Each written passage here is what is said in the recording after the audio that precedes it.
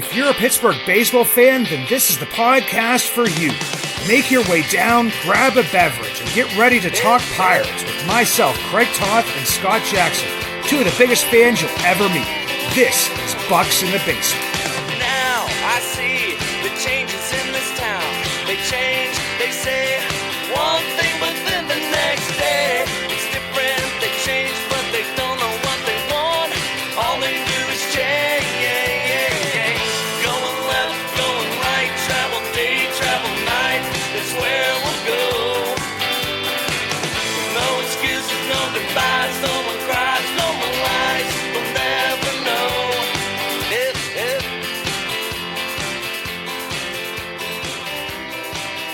Just a bit outside. Tried the corner and missed. We lost a legend of the game today, and it's something that Scott and myself, felt the need to address because even though Bob Uecker did not belong to the Pittsburgh Pirates, didn't really belong to us. He belonged to Milwaukee. For people of our generation, he kind of was like the baseball announcer, and obviously it comes because of being in the movie Major League. And I put out there as soon as I heard the news that, I do quote that movie and his character in regular conversations at times. My daughter hates it because anytime I tell a dad joke and it kind of bombs, I give that line right there, just a bit outside, tried the corner and missed. Scott, definitely a very sad thing for the game of baseball. Rest in peace to Bob Uecker, thoughts and prayers with his family. But these ones like hit a little bit different, especially when he was such a big part of, we're baseball fans, so we probably watch Major League, I'm guessing 100 times a piece. Yeah, and one of the funniest guys to live in our century, in the past century, I would say, in the television era. All the times he was on Johnny Carson, to go back and watch those YouTube videos, just how hilarious he was, his one-liners, one of my favorite lines, talking about signing his first major league contract, signing bonus of a couple $100,000. My dad didn't have that kind of money, but he pulled it together. Yeah, just the self-deprecating humor and watching a great package that MLB Network did for him. Seeing the late Hank Aaron talk about what a clubhouse guy he was and how he brought everything together. I think Tim McCarver talking about the importance that he had for the Cardinals when they won their World Series, and a lot of people don't think about Bob Uecker being a World Series champion.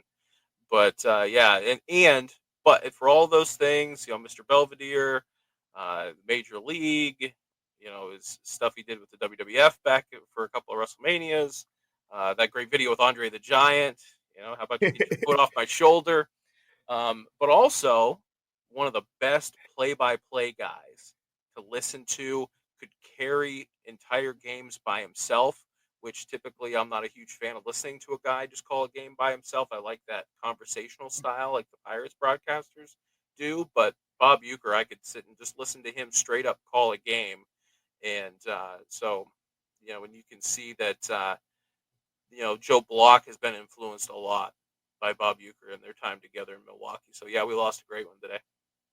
Yeah, and the other part is watching his Hall of Fame speech. I did that today afterwards. And, like everybody said, he did not have a single piece of paper. He had nothing written down and gave one of the most memorable speeches in the Hall of Fame's history. I know that Jimmy Leland did a pretty good job this last time he was there.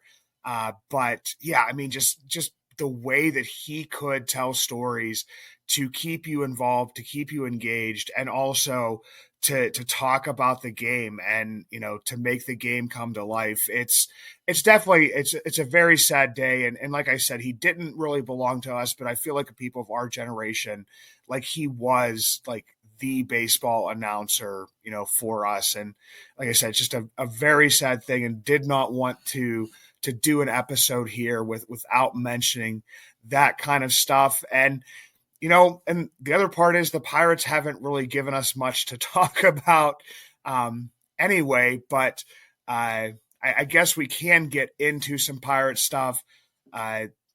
There are, some. I kind of gave this like a general housekeeping of the Pittsburgh Pirates, like the title of this episode here, which is just basically kind of tying up some loose ends. Last week we talked a decent amount about the arbitration. We knew that Santana and Oviedo and the Pirates were unable to come to an agreement. We did not have the numbers at that point in time. We do have those now. The one that sticks out the most to everybody is probably Oviedo, offered $850,000 by the Pirates. His camp comes in at 1.15. People's automatic reaction is, well, why don't they just split the difference? Well, that's not how this arbitration is set up. They don't know what the numbers are. Obviously, there's guys I saw out there that were like 10,000 or 15,000 off, and they could possibly go to arbitration over that. And that's not something you ever want to see happen. But for Oviedo, tough, having Tommy John surgery last offseason, missing this entire season. But I did see something out there. I don't know if you saw this, Scott, which Ethan Holohan had put out there, that he was looking for kind of examples of players like this. Because normally, we've had JT Brubaker before who, missed an entire season, and they just kind of agreed to the same thing they had agreed to the previous season. But since he was, kind of coming into his first year or arbitration, was on a league minimum contract, this isn't something that happens very often. He came up with an example, and it was Chad Kuhl. And Chad Kuhl, I think he was making somewhere around 650, 680,000, and they offered him right around the same. Obviously, it's a little bit of a difference because it's not as much of a raise because the minimum now is a little bit higher, but there is at least that precedence for, unfortunately, a guy missing a year when he's trying to get his numbers up to kind of hit his first payday, and it doesn't really happen. Yeah, I see both sides of it. Why should we pay you more money because you didn't do anything to better establish yourself last year to raise your own stock?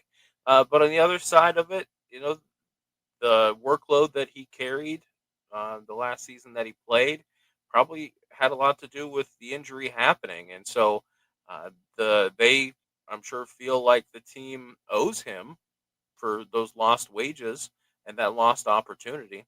I just hope that they can come to an agreement that no hard feelings, continue to work together well. Baseball can be a dirty business sometimes when you get behind the scenes. Let's just hope that they can come to an agreement and move forward. Yeah, and that's with Ben Cherington. The biggest thing is he's a guy that really shows no emotion, and it seems like that baseball is a business. So even when he makes these kind of missteps that are perceived by people, especially with the stuff with Rowdy Tellez at the end of the year, the stuff with IKF where they gave him the opportunity, to come in, and he's like, well, no, I'm good. I don't need those at bats, and I really wasn't ready to go anyway. So just let some of the younger guys play.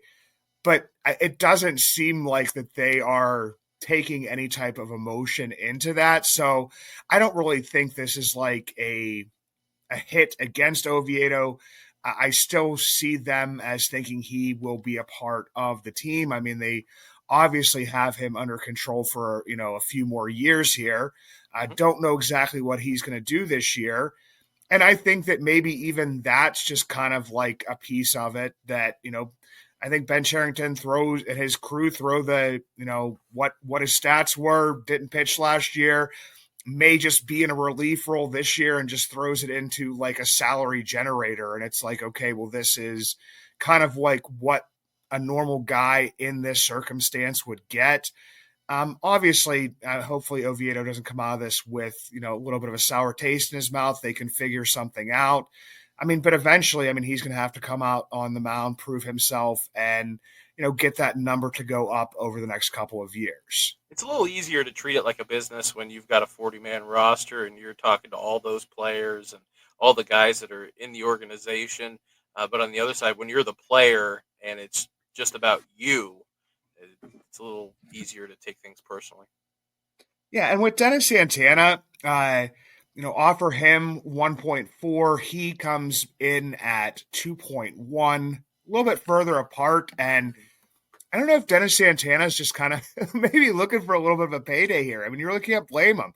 Came in, was, the Pirates' most consistent reliever after the first few hiccups that he had in his outings, and put up a pretty good season. I mean, looking at it, I think it was 1.3 WAR, what it ended up being for the Pirates. Obviously had struggled with the Yankees prior to that. Hasn't had really a very stellar career. So, I mean, that's kind of going against him because they don't just look at the past year for this. I mean, it's kind of set up that, a player comes up and he plays for 3 years and he goes to arbitration. So they look over, the past 3 years. With some guys, it doesn't really get set up that way because they're, bouncing up and down, and they may actually be in their 4th or 5th year in the majors, but haven't accrued enough time, and they finally got themselves to arbitration. I think this one, I mean, it's kind of cut and dry for me. I think that an arbiter looks at this, if it makes it to that point, and just basically says, I mean, I think that we'll side on the Pirates' end of that. But, I mean, can't blame old Dennis for trying to get a little bit of money out of the success that he did have last year. Yeah, I mean, he was a bright part of that bullpen, and I'm sure he and his representatives are looking and saying, well, they paid Aroldis Chapman how much for the season that he had? And then the Pirates are looking like, well, you don't need that much money. What are you trying to do, buy opening day tickets? Yeah, man. Yeah, I don't usually post stuff I try to stay fairly calm about different things, but I mean, and I got some DMs from people because people were saying, because I put in there in a quote unquote insider, it's not because I have a podcast. It's not because, I know some people within the Pirates organization. No, anybody can be a Pirates insider. You just have to sign up and get 75 billion emails in your inbox every day. Anytime there's a sale on clothes, anytime there's any type of event, you will get an email about that. And then, I mean, supposed to be, I guess it would be the perks. I mean, the season ticket holders get the ultimate perks, but you would think that the perks of being an insider and putting up with all of that junk mail would be to be able to, go in there and purchase opening day tickets kind of wherever I would want to sit. That should kind of be almost like a fan's choice. And I know obviously you still could, because you can go on all of the secondary sites and buy them for marked up prices. For people that, go to games with me, I sit in 2 spots usually. I usually sit in the left field bleachers because I was one of the original left field loonies with my buddies. I can't remember the guy's name that still runs it. I do see him at games from time to time. Or I sit in those nice center field seats there. Mm-hmm. Last year, the bleacher seats, actually it was 2 years ago, the bleacher seats were usually it was a little bit marked up because I can get them for $24 during the season. They were $35. Yeah. So that was $70. Last year, I think that we ended up spending $100 between the tickets. So those ones were marked up a little bit more and ended up being, $50 a piece. If I wanted to sit there, I just looked, they are $127 a piece on the secondary sites, weren't even available when tickets went on sale for the Pirates. So, I mean, I was talking to you about this beforehand, and I kind of even just put it out there. I said, I think this might be, the first opening day that I miss in 24 years. Because I was at 2001, and other than 2020, where there, were no fans, I mean, it's just kind of been something that I've done. And I know that people will be out there will like, don't give your money to Bob Nutting or whatever. But for me, it was like it was an event. It Yeah. was, Celebration of a baseball. celebration, yeah, of the game that I love. But yeah, man, this whole secondary site thing, because my buddy had texted me, like a couple who I go to the game with, had texted me and said, well, we better get our tickets. And I'm like, dude, well, they're not on sale yet. He goes, well, they're already on the secondary site. So that's something that I've been thinking about is just like, I want to know who I can talk to that basically all of these tickets were already out there on the secondary market. The options were for me to sit in peanut heaven for $60, which miraculously, by the time I was going to spend that, man, I was going to spend it. We were going to do it. And sat down with the wife like after dinner and went to go purchase the tickets. And they'd already been bumped up to $84. And that's where they still sit today. So they went up $24. So yeah, I mean, to me, like I understand it's the Yankees. I understand they put in that flex pricing, whatever it be. 2 years ago it was the White Sox. Last year it was the Orioles. The Yankees are a huge draw, but to me it's just kind of ridiculous that for opening day that I would have to pay an upcharge of like 4 to 5 times as much as I would pay during the regular season to possibly go out there and sit in the snow again. And yeah, we've already decided unless they go down to what they were last year, which would be like $50 a piece, we're just going to go up to the local pub, grab a couple beers, get a couple appetizers, sit there and watch the game with the kids because they usually don't come with us to opening day, and save a couple $100. As cold and snowy and kind of miserable as it was last year, it was cool seeing Jim Leland, seeing Jared Jones pitch.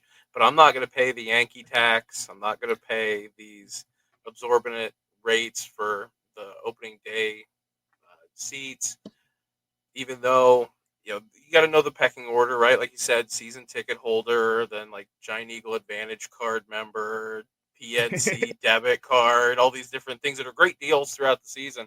But even with any kind of deals that you might get, it's just not worth it for me. And for me, living farther away, it's a almost 2 hour drive for me to go, and it's a day.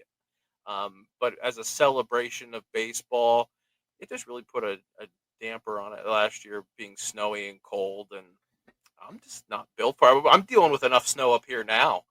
I don't want to extend that into April and have to deal with it while I'm trying to watch baseball. But yeah, I'll sit home. I'll kick my feet up and maybe grab a sub or something and just really enjoy the game on TV. Hopefully, I haven't heard anything. I don't know. Maybe you've heard something. Hopefully, they can get the Sportsnet Pittsburgh app to work on TVs, Roku TVs in particular, in my case, and so that I can actually sit in a chair and not have to watch it on my phone.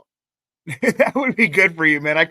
Couldn't imagine doing that. I mean, that's the one thing when like I can't completely cut the cord just yet. I would love to, but yeah, I gotta have my sports on the TV. But I mean, it is just definitely frustrating that this is what I'm talking about on a Pirates podcast right now. But it is frustrating to me, and my wife just basically, I mean, she's a White Sox fan, but she's like, what are the Pirates trying to do? What's Bob Nutting trying to do? Make all his money in like one game in like one series? Because I mean, she enjoys going down there too. Like I said, it was cool a couple years ago because she's a White Sox fan to go see the White Sox at the Pirates home opener. But I did want to bring up something about the White Sox. I'm not just mentioning them because of that, because it was something we had talked about after we kind of signed off last week. When I was telling you about, Pirates Fest coming up, and obviously, me, my 3 kids, my buddy, his 2 kids, we're going down to Pirates Fest just like we did last year. I mean, the kids had an absolutely great time. I do have to put that video out there at some point in time because I've talked about it. I think at least a few times on this show of Bob Uecker chasing my youngest around the bases because he hit the ball, and in practice, I always say that I'll tell him when to run, and he goes, "He didn't tell me when to run," and so like he hit the ball, and like so then Bob Uecker ends up kind of chasing him around there. But the one thing that is kind kind of be positive out of this, because after me complaining about how much opening day tickets would be, is that we don't have to pay for Pirates Fest. Because I told you to look at this, and it is an absolute, like, it's ridiculous that the White Sox, who had the worst baseball team in history last year, who does not have like a ton of star power left on the team, does not even have a lot of the guys that would even be considered to be quote unquote star power at their Sox Fest. A single day general admission ticket to get into Sox Fest is $56. The MVP experience was like $250. And then you have like the kids or whatever can get in for like $35 or whatever. Now, I know that you would have to spend some money to get like the perks of what you would want to do at Pirates Fest. I mean, obviously if you could, because like I told you before, the autograph session sold out in about 10 seconds again, and I didn't get in again. And that's all for my kids. Honestly, believe me, people, that is not for me. I'm past the age of seeking autographs. The only autograph I think I have right now is Mitch Keller, who signed the Keller beer that was made at Allegheny City Brewing before, not this past season, but the season before.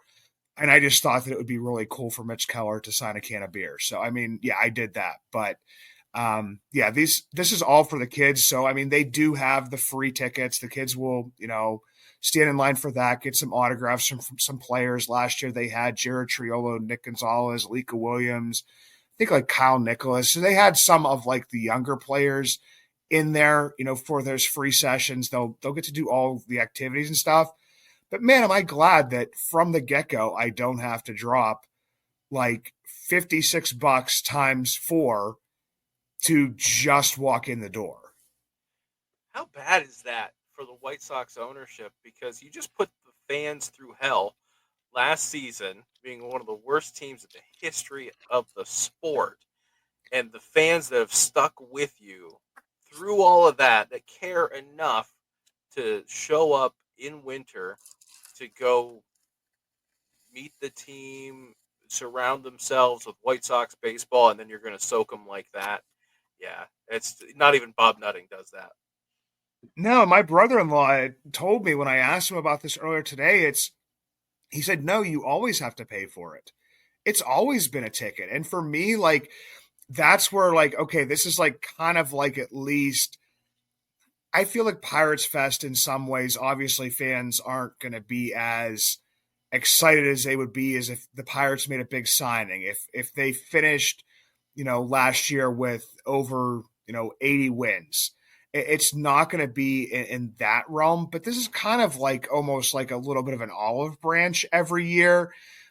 People obviously are going to get their clicks and different stuff by, pulling a Heath Hembry baseball that they pay for when, you can give like a grab bag item or whatever it may be. I always buy at least one of those for each of the kids. But yeah, I mean, to me, it's like, okay, well, if I don't want to spend anything, I can go down there, I can get swag, I can, meet and greet with the players. My kids can get autographs, and they can, participate in interactive activities. They have batting cages, all kinds of different stuff. And then also, if you just want to go down, and sit there and, listen to the Q&A with like, Ben Charrington and Travis Williams and, whoever else is up on stage. They also have other activities and different stuff up there, and not spend a dime. I feel like as a baseball fan, as a Pirates fan, it's a pretty cool thing that they do. I've been to Pirate Fest twice. 2001, when my dad took me down when I was real young, and then I don't remember the year. But to speak to your point here, where you don't have to pay anything to get in, my buddy and I, we drove down, we walked in, and the first thing that happened was, as we got to the floor, Neil Huntington was standing there by himself in the middle of the floor, and I just went over and started talking to him. And so that didn't cost a penny.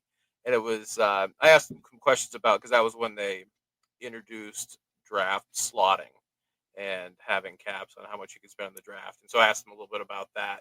and he was very gracious with his time, answered my questions, talked about that a little bit. And so, yeah, I didn't have to spend anything for that experience. And now that I have kids, if my kids were more interested in baseball, that would be such a magical thing for them to just go in the middle of the winter months and celebrate baseball, get excited about spring, get excited about the next chapter of Pirates baseball.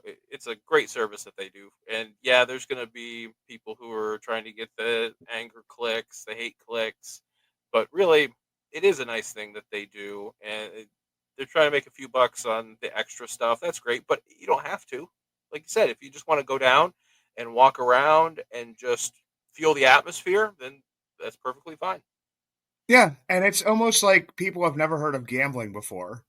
That's pretty much what that thing is like you can give your $20 for a baseball, you can give your whatever money for a jersey, and you can either get, like I said, a Heath Hembree signed baseball, or you could get a Brian Reynolds or an Andrew McCutcheon, different things like that. I mean, different jerseys. I mean, I saw somebody walking around there with like a David Bednar signed jersey, and for fans, that would be a pretty cool thing.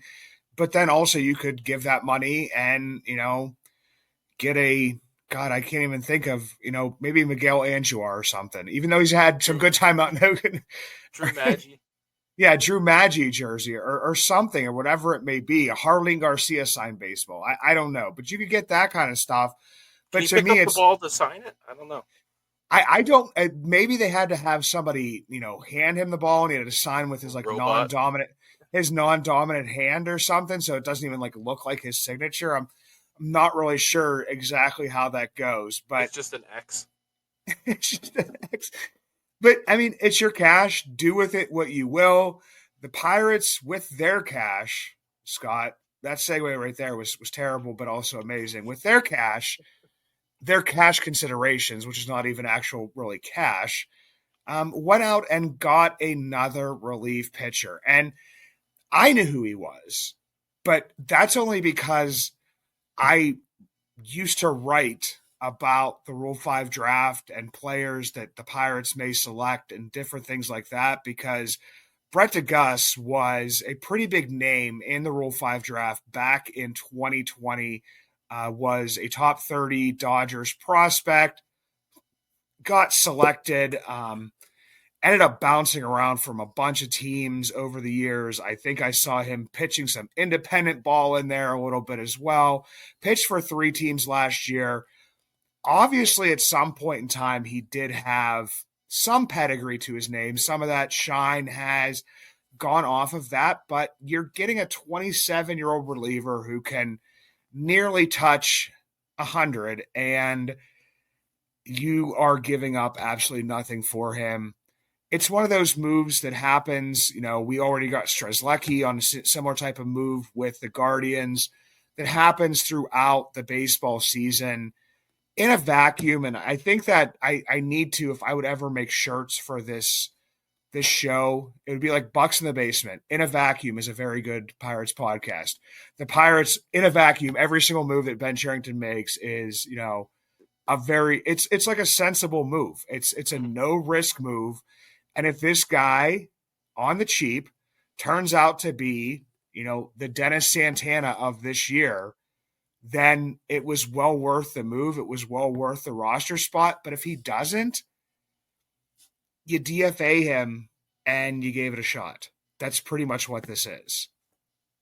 Yeah, with the bullpen the way it was last year, and obviously being a weak spot of the team this offseason, it seems to me like they're stockpiling options to take to training camp just to see who you take it down to spring training, see who works, who doesn't.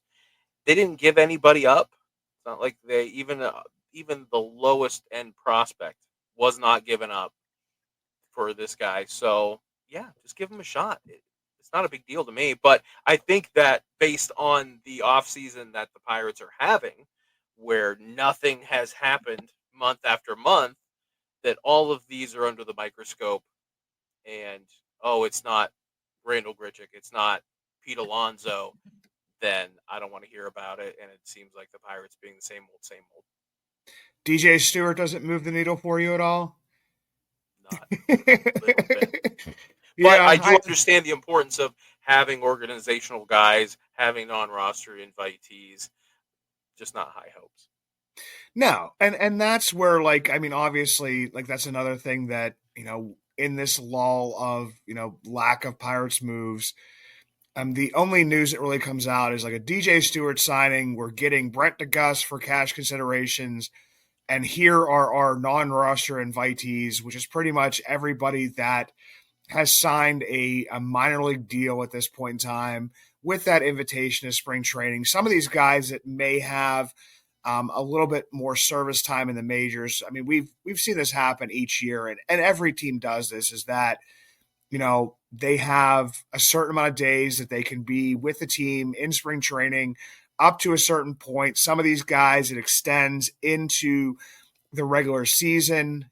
If they make the major league team, then, they get a little bit of a bump because, they've put in their time in the majors previously and are working their way back. If not, you get your shot at the majors and you might be able to stick on a team, whatever it may be. But yeah, I mean, these are the types of moves that every team is making. But when your team is not really making any moves, they're the ones that stick out. The Caleb Ferguson signing, like we were talking about beforehand, if this signing comes after, say Randall Grichuk or Alex Verdugo or somebody signs, even though, I'm not saying that Pirates fans would be overly excited and elated with those types of moves, but the Caleb Ferguson one would not get really any ire from the fans, as in, them trying to say that, Caleb Ferguson is not some sort of that he hasn't been like a major league arm for, the past 5-6 years. It's realistically, that's where, and I understand the Pirates fans' frustrations. I'm frustrated as well. I mean, we talk back and forth, and it's like, okay, what are we going to talk about today? It would be nice to have a move to talk about, and it would sure be nice to have a move that, kind of made this team better.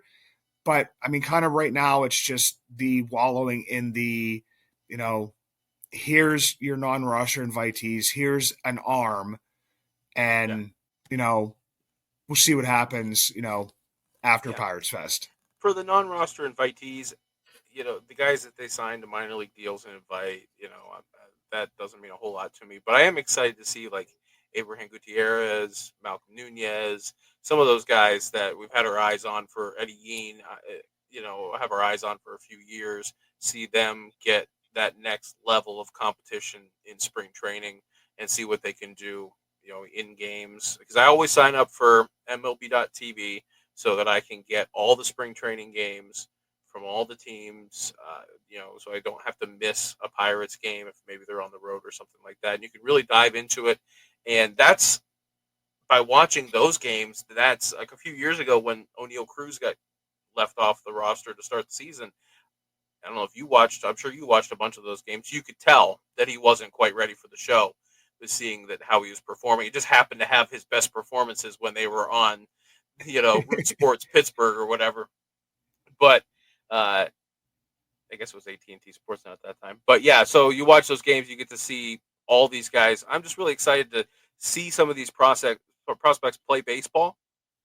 Maybe that's something that's getting lost in the long off season, and the inaction is. I'm excited to watch baseball, and I can't wait for that. I mean, maybe it was KBL. I'm not really sure. Could have been one of those ones. Yeah. But no, I mean, you bring up Eddie Yean, and this is a guy that, has been working his way up through the Pirates system. I mean, obviously people know he was part of the Josh Bell trade, but did show some like signs of life over this past year. I went to the Arizona Fall League and, really want to see kind of what he can do, because he's one of those guys that was like a lottery ticket. I mean, you didn't know what you had with him. Chances are those guys kind of flame out and don't even ever really get to this point. But he's a guy that's kind of stuck with it. And people are just like, oh, Eddie Yean, I remember hearing that name. It's the same thing as like when people like don't even bring up like where we got Kyle Nicholas from. Like, that's the things that kind of like make me laugh at times, is like these trades that, people thought were for naught and they're all forgotten. obvious it doesn't, it's been a while since that trade happened. It doesn't make up for, what's kind of happened in between. But when you make a trade like that and the guy who was the lottery ticket guy within that trade could possibly, become something, then you really kind of have to start to take notice. And I mean, that's just something that's been in my head, over the past day or so, just because of all of, the international signings that happened. Guys like this that are, pretty much picked when they're like 12, 13, and 14 years old. They are taken to academies, by whoever it may be, and they are given handshake agreements that aren't really allowed by teams. And then when they turn 16, they get signed. Like 16. Like we're talking about like a sophomore, depending on your birth date, maybe a junior in high school at most. And you're getting signed to these types of things. And yeah, good for, the guys that got the money that they got yesterday, because I did see some pretty big bonuses.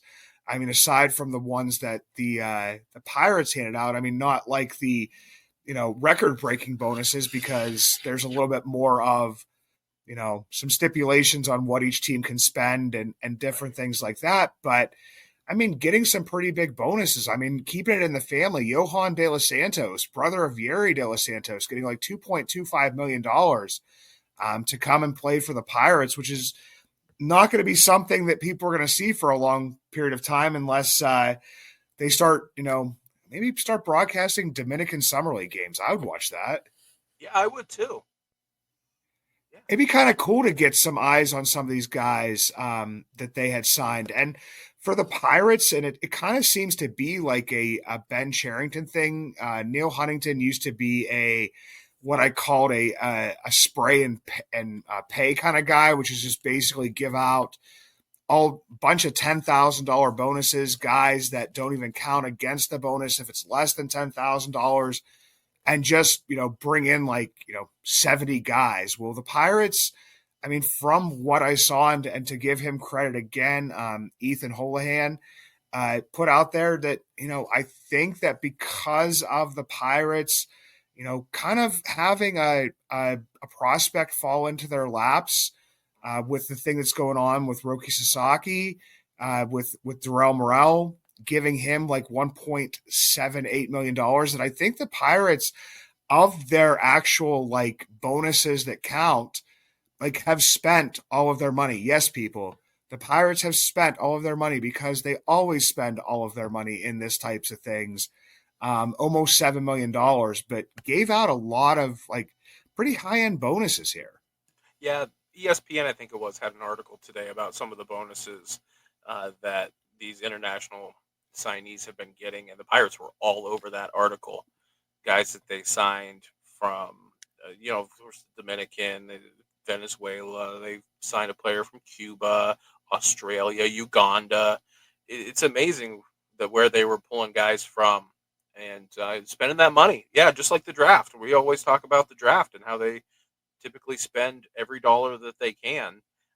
It's one of these ways of getting talent that can be high-end talent for a more cost-controlled number. But it really could pay off if you have confidence in your scouting, your development, and the systems that are in place. Yeah, and one thing I just kind of wanted to bring up with this is that, I mean, everybody knows that the Pirates got rid of, Junior Vizcaino and, brought in Max Kwan.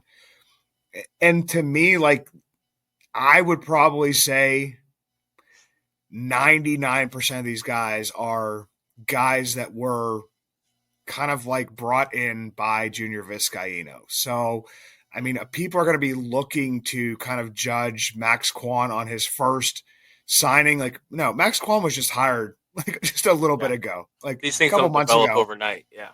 Yeah. If I would put any of these, into the Max Kwan bucket, if we're going to be judging him, 7 years from now when I mean, hopefully the Pirates, we won't be talking so much about the international signing periods. When the team is doing well, these things kind of like fly under the radar and people don't really pay attention to them as much. But yeah, if he had his fingers on any of these, obviously I would think that the Morel signing, just because they had to, think quick on their feet and kind of jump on that. So he would be spearheading that. And for anybody that, I wouldn't say follows Max Kwan's career, but is knowledgeable about his career, is he's big on the Pacific Rim, signing a pitcher for $400,000 out of Australia. I mean, I would think that maybe his fingerprints would be on that one, and also signing a 16-year-old shortstop out of South Korea. And that's stuff that, honestly, Max Kwan was only gone for a year. Some of those relationships are things that he could have even set up, especially with those types of players, because he was a scout in that area, could have set this kind of stuff up and got the ball rolling, leading up to this. So for me, I mean, I kind of put him onto those. We don't know what's going to happen with these guys. Obviously, I did a minor league news and brews back in October, some point in time. They just basically laid out, the guy. Once I thought that Junior Vizcaino was starting to put his stamp on, those international signing periods, that most of the players that are under that are probably at this point in time right around 20 to 21 years old and are sitting at the most maybe in, high A Greensboro at this point in time, working their way up to Altoona. So, I mean, that's the crazy part about this, is there could be somebody that was in Bradenton last year, and I could use De Los Santos as an example, that breaks out and ends up making it up here like Gregory Polanco did or Starling Marte did, and really having an impact on the team. And I guarantee you Junior Vizcaino is getting credit for that. But, I mean, those were guys that were picked by him. Yeah, these things take a while to develop, because you said the relationships, the scouting that has to happen from a very early age. And, yeah, he didn't even get an opportunity to have the fruits of his labor really prove themselves before they made a move. But, Ben wanted to put his own handprint on things, and I think that's a lot of what that was, have his guy in place and get everybody on the same page. But, yeah, you'll be able to judge Junior on these kind of things. But where did he land? I'm sure he's still working in baseball. Do you know offhand? I'm not offhand. I didn't see where he ended up going. I'm assuming he's still working as a scout someplace. He was a guy that was, very respected within the industry, but I definitely did not see where he landed. But one thing I would want to say, just to kind of cap off a rousing international, draft discussion, is no matter what anybody says, Rodolfo Castro was he was a victory within this. Everybody says how bad the Pirates development is, how everything is. He was a guy who actually made it to the major leagues. He's a guy who for half a season had an impact on this team and went into the next offseason into spring training with a stranglehold on the second base job. Obviously, it didn't work out.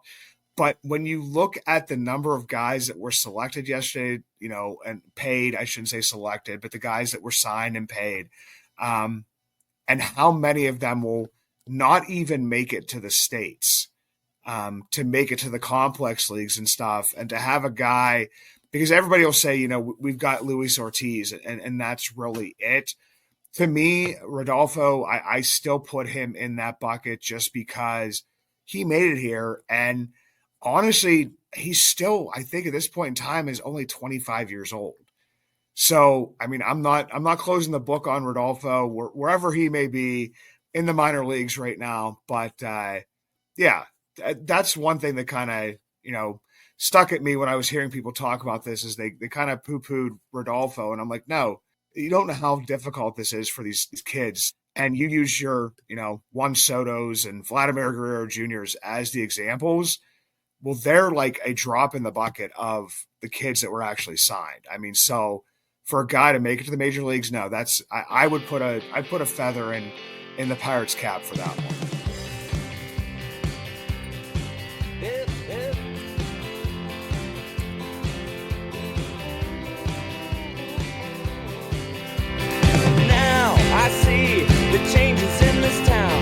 change, they say